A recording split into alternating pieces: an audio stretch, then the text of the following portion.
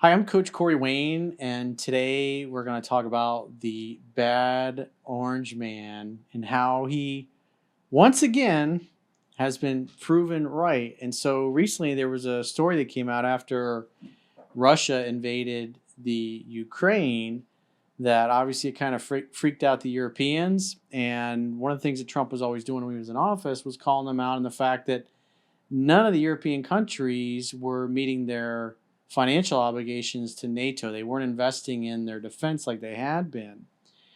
And so once Putin invaded Ukraine like that, they all changed their tune. And now Germany has increased their defense spending. So, Esty, tell us, what are the facts? What are the facts? So the headline is, was Trump right about NATO? Germany increases defense spending. Multiple outlets reported that Germany made a foreign policy U-turn after the Russian invasion of Ukraine, increasing their military spending and sending arms to Ukraine. You may recall Trump caught a lot of flack as president for urging NATO members to contribute a full 2% of their budgets to military spending as required by the NATO treaty. So basically, whatever their budget is, 2% of it's got to go towards their military or towards their obligations from NATO, and they haven't been doing it. Quoting from an article in DNYUZ and the New York Times, German Chancellor Olaf Scholz told an extraordinary session of the Bundestag that Germany must rebuild its military, quote, to protect our freedom and democracy, end quote. The announcement came after the chief of Germany's army, the Bundeswehr, that's how you pronounce it. Bundeswehr? Bundeswehr. Bundeswehr. Bundeswehr. I think it's Bund. Bundeswehr. An awkward name, said that the army has been, quote, more or less stripped bare, end quote. So basically what's been going on is the politicians have felt so safe because the United States has been providing our blanket of freedom and military. We've been spending our money to protect them. And now they realize that, their own generals are going, we basically stripped everything down. We tore out the copper wiring in the walls and the copper piping, and basically they don't have enough to mount a defense. So they just basically said that if there was any kind of meaningful invasion or buildup, that they probably wouldn't be able to resist them unless, obviously, the United States came to their rescue.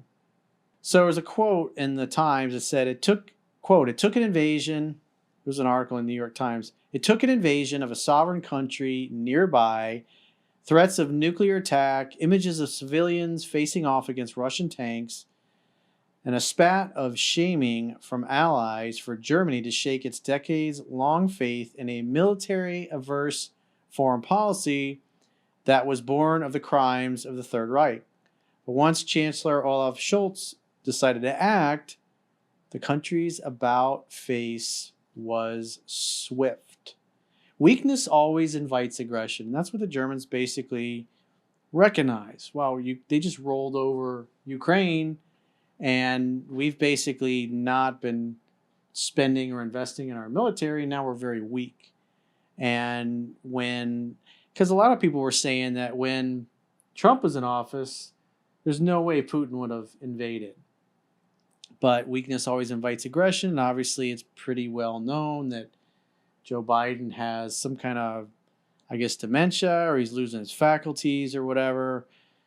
And if I remember right, there was it was in the media, and Trump told Putin that if they moved on Ukraine, he would destroy Moscow. He told Xi Jinping of China that he would basically level Beijing and one of the other major cities. And they were like, that guy's kind of crazy. He doesn't mean that, but maybe he's serious. And quite frankly, as a leader, if the people on the other side, because like when Reagan was in office, and he later said this, or Gorbachev said this about Reagan, he said he thought Reagan was crazy and would literally push the button and go to nuclear war. And you want your enemies if your enemies are rational and they want to live, then they're not going to provoke somebody that they think is crazy and might result in the destruction of their nation and obviously them, even though you have mutually assured destruction. So they thought it'd be better to try to negotiate a deal. But if they think you're weak and then get away with it, it's just like, Will Smith going up and smacking Chris Rock at the Oscars. He did it because, quite frankly, Chris Rock is a little skinny guy, doesn't look like he even works out. And Will Smith knew he could go up there and smack him in front of the world and get away with it because there wasn't much of a chance that Chris Rock was going to harm him. He didn't feel threatened by Chris Rock. Let's put it that way. That's why he did it.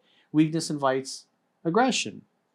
And so, the law of the jungle, if you act weak, you're going to have predators showing up. And, what was in the news? Trump's crazy. He might start World War III. And so our adversaries were on our toes, or on their toes. And that's why they never did any of this bullshit. And then when Biden got in office, he's just constantly provoking Russia and backing them into a corner, very arrogant, very condescending. You're going to do what we want kind of thing. And Putin knew that if they rolled into Ukraine, Biden wasn't going to do nothing except strongly worded statements, which has happened. And obviously we provided arms and assistance probably on a level that the military is not going to talk about publicly. But at the end of the day, you had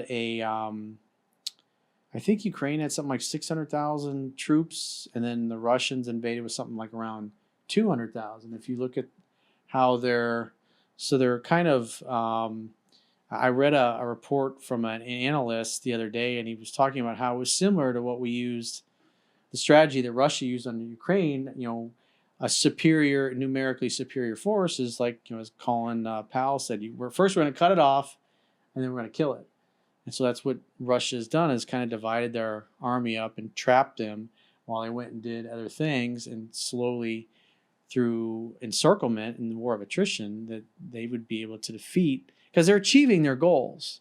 And what they're even saying now about Kiev, that we're moving out of Kiev, and what the Pentagon just came out and said was that basically they were just kind of repositioning their forces. It wasn't like they were fully withdrawing from it, because all war is deception, as Sun Tzu said. Corey, I like what you did in talking about Trump when you brought relationships into it and bringing up the Will Smith spat from the other night. Because the reality is when Trump said something, we believed him. He has boundaries, and you cannot cross these. And if you do, those boundaries are going to be enforced. Yep. And that is what he has proven over and over and over again. Now we have a change in who's running our country. He did it with Kim Jong-un. He's like, hey, maybe you guys can reunite North and South Korea. And then Kim Jong-un violated some of their agreements that he had, and he cut off all negotiations and all the deals they had. And he did it to the Taliban as well. When the Taliban killed some of our troops during a supposed ceasefire, he rained holy hell down on the Taliban, and they paid dearly for it. And so they knew that he was serious, that if he would honor the agreement that they had, but if they violated, he would give the military permission to wreck shop.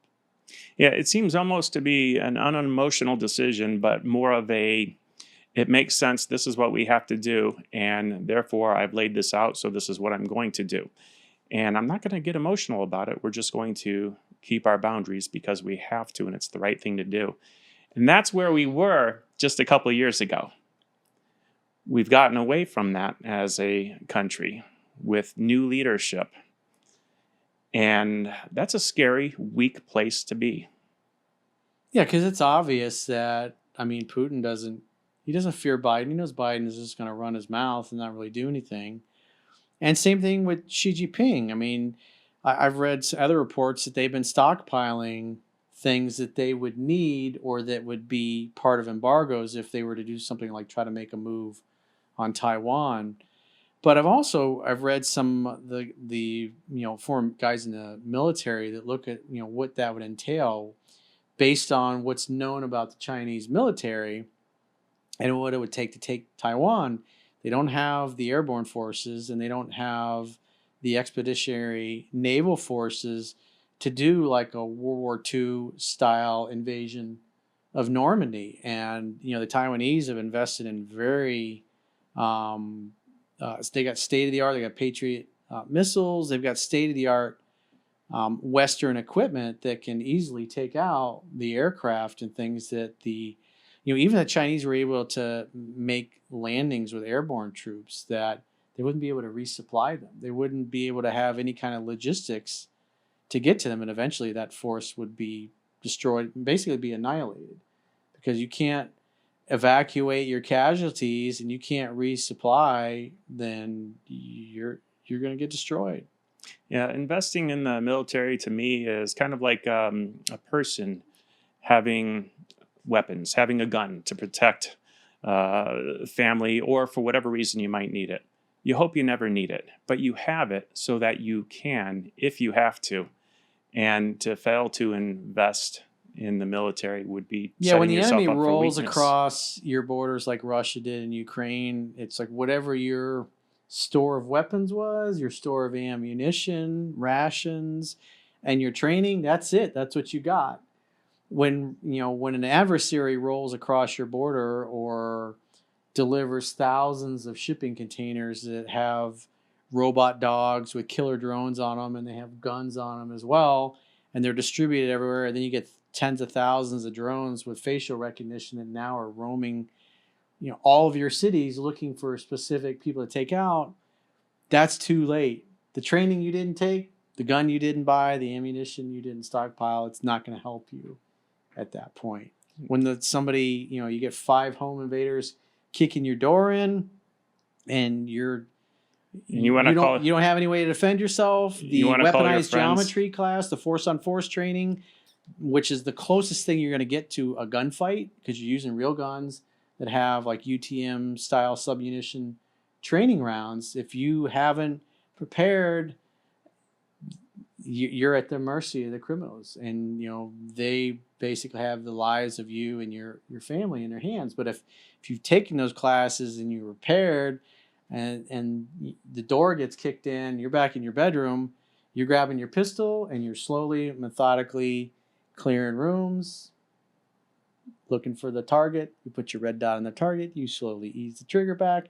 It's just automatic. It's unconscious competence. And then you easily, especially if you do transitions and multiple rounds on multiple people really quick, when you practice those things and you do that thousands of thousands of times, like I have, it becomes really quick. Even if you got 4 or 5 attackers and you got a nice semi-automatic pistol, you can take out those 4 or 5 attackers in fractions of seconds and then eliminate the threat. And your rounds are all accurate. And, it's not like in Hollywood where you see people drawing their guns and, just blasting through magazines, and half the time they don't hit anybody. It's like, that's not how a real gunfight works in the real world. In the real world it's the person that knows how to use the gun is the one that's victorious, because once all you need is one round and in the off switch, and that person ain't ever getting up again to threaten you or your family or the people that you care about. So those are the things you train for. But if you haven't prepared, who is it? Confucius, I think he said, success depends upon prior preparation, and without said preparation, there is sure to be failure. Like I said, when your door's kicked in, or you're being carjacked, or your enemy has rolled across your borders, whatever you got, that's it. That's what you got to survive upon. There's no, wait a second, I'm going to go knock on my next door neighbor's door and ask for 1% of his weapons. It's too late. Yep. Especially a long protracted war, even with having lots of weapons, if you have malfunctions, things break. If there's no way to get replacement parts or anything, and you only had one gun and your gun breaks, well, now you're just as good as being disarmed. That's why you have multiple pistols, multiple rifles, different specialty rifles for distance, or short barrel for CQB or pistol style guns, subguns. Anyways, what else we got? So as the article continues, February 24th, 2022 marks a historic turning point in the history of our continent, Mr. Schultz said in an address to a special session of Parliament. citing the date when President Vladimir Putin ordered Russian forces to launch an unprovoked attack on Ukraine. Well, in all fairness, Russia's point of view is that we're basically being encircled. When the Soviet Union collapsed, NATO was 2,000 miles away from Moscow. And now, like Poland and some of the other countries that are now part of NATO have joined, NATO's military is only 250 miles from Moscow. So from his perspective, somebody that, he grew up and was raised back in the old Soviet Union, and he's seen that NATO is basically, in essence, he looks at it as conquered part of what used to be the Soviet Union and made it part of theirs. And so he's always said that Ukraine was the red line. If you militarize Ukraine, if you threaten us, if you put missiles in there, that's it. We're not going to tolerate any more encroachment, because that part of the land in Russia that's on the border of Ukraine, that's some of the richest areas for natural resources and materials that they need. And that's why he's not going to allow them to develop a strong military. And he's looking at what's been going on in the West and the people that are in charge, these World Economic Forum type people, and he doesn't really jive or agree with their vision of the world. And he looks at it as he says, as an existential threat to Russia, that if he allows the NATO or Ukraine to become part of NATO, which Ukraine used to be part of the Soviet Union, then over the next 10 to 20 years, you get NATO puts military forces in there. And they're in a pretty strong position now, but he knows the way things are going, probably another 10, 20 years, Russia will be much weaker. Their weapons will be much older, and ours will have continued to advance. That if he's going to have a shooting war, that's better to do it now when he's stronger than wait 10, 20 years from now, or maybe his future successor will be in power then, and then have Russia get invaded by NATO under, the pretext of, because anybody looks at what happened in Iraq or Libya and what we did there, it's pretty obvious that to him and them and a lot of people in the world, that the people in the West will come up with a reason to invade. And so it's better to stop it now, destroy as much of the Ukrainian military and their country as possible to weaken them, so they're not a threat to the, these are his own words. And so you can listen to what he's saying, and that's how he's focused on. That's how he sees it. He sees NATO and the rest of the West and the people that, the elite oligarchs of the West, if you will, the trust fund babies that really are the ones that are controlling the levers of power, are moving closer and closer and eventually want to absorb what's left of Russia into that. So basically what it boils down to is you got the oligarchs and the trust fund babies and the elite of the West versus, the mafia class that runs the Western countries against the mafia class of China, of Russia, even India and these other countries that are now kind of banding together with Russia. Even though India is supposed to be one of our allies, they haven't come out and said anything negative about the invasion. And so I think there was a quote that came out yesterday where Putin was saying that what we're doing is we're building a fairer world order. They don't want to be dominated. He doesn't want to allow the elites of the West to eventually dominate Russia. That's basically what it boils down to. It's an uncivil brawl for power. And the rest of us, we're just kind of pawns and pieces on their chessboard, basically.